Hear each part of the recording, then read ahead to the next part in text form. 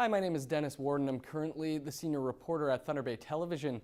Over my career, I've been a video journalist, a producer, and even spent some time in master control. I come to the table each day with story ideas and will typically take on about 3 stories daily. My passion is politics, but over the past 9 years, I've covered a little bit of everything. Here are some examples of my recent work.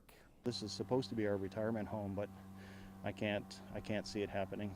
If this doesn't get resolved, we may have to move. Marcel Tardif purchased his home on Eldorado Beach Road nearly 20 years ago, and almost since day one, he's had the same problems every summer. A small piece of land known as O'Connor Point just up the beach from his place can sometimes be packed with nearly 200 people, he says. According to Tardif, there's always some bad apples in the bunch. There's threats, drugs, alcohol. We found 5 condoms on the last heat wave.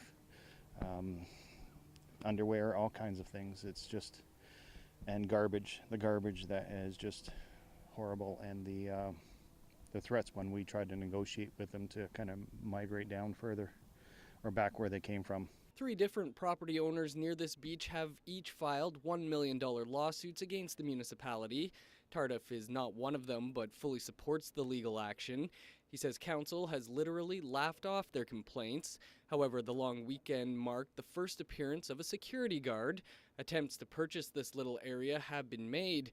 Tardif feels that would be the best outcome. It's better to just let it go, move on, and then use Shunya Township's inventory that they have to produce a proper parkland meant for this kind of thing.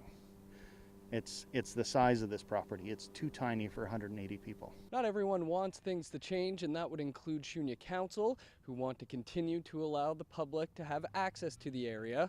The matter will be heard in court for the first time this Thursday. Dennis Ward, TBT News.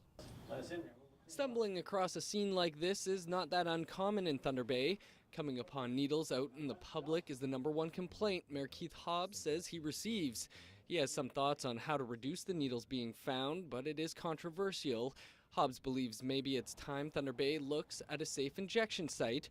Right now, the only one in North America is in Vancouver. We have a huge problem, probably proportionate or worse than Vancouver per capita. If you look at those numbers and you take those to be true, maybe we need to be the second city in North America that has safe injection sites. I get swamped with phone calls about needles being disposed of and people almost stepping on needles, and police are picking them up all the time.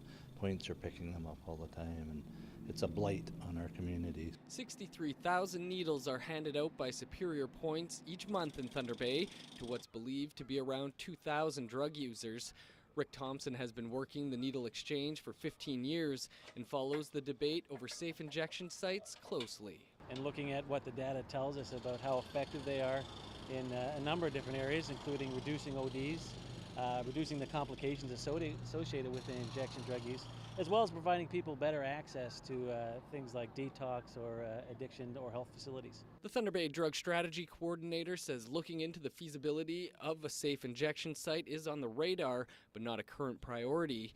There is government approval needed and funding, not to mention support from the public, but Thompson believes that could be achieved. I think we could get a lot of community support if we let the people know how effective they can be, even in doing something like reducing the amount of drug litter that's in an area they've proven to be effective at. When it comes to safety, the mayor says there are few things worse than stepping on a dirty needle, and he believes the potential of a safe injection site in Thunder Bay needs to be moved up on the drug strategy's agenda.